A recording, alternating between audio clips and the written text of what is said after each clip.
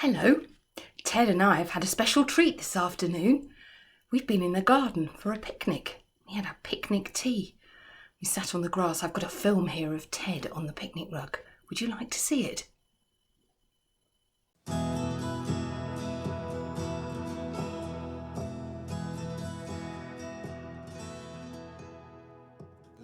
Ted had a great time and so did I.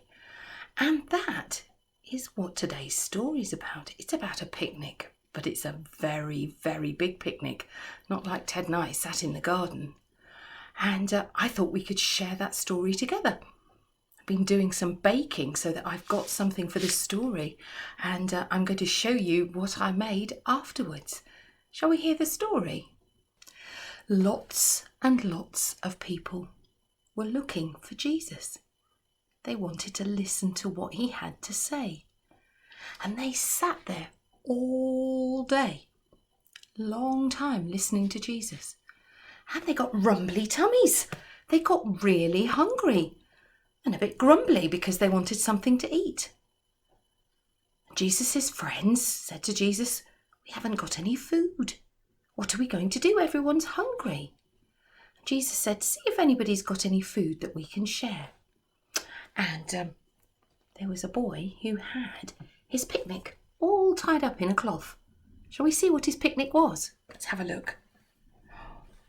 Oh, in the picnic. Oh, let's see. Can I hold it in my hand? Oh, let's see. There were one. Can you count with me? 1, 2,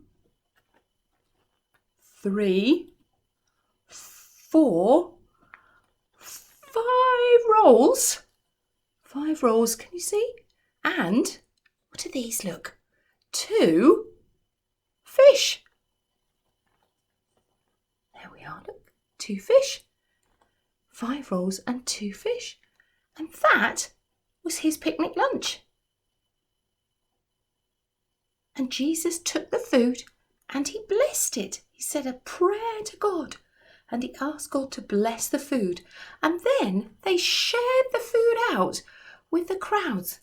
There were over 5,000 people there. That's lots and lots of people, more than would fill a football pitch. And they shared the food out, just those loads of fishes, and they kept sharing it until everybody's tummy was full.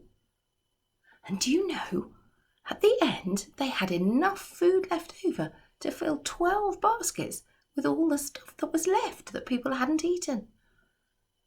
That's an amazing story. Jesus fed the hungry crowds.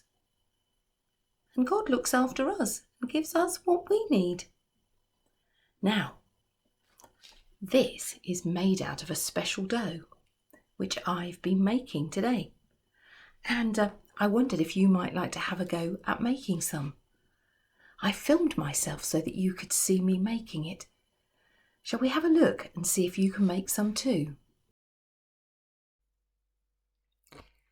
So I've got some cutters, a heart and a hand and a little person.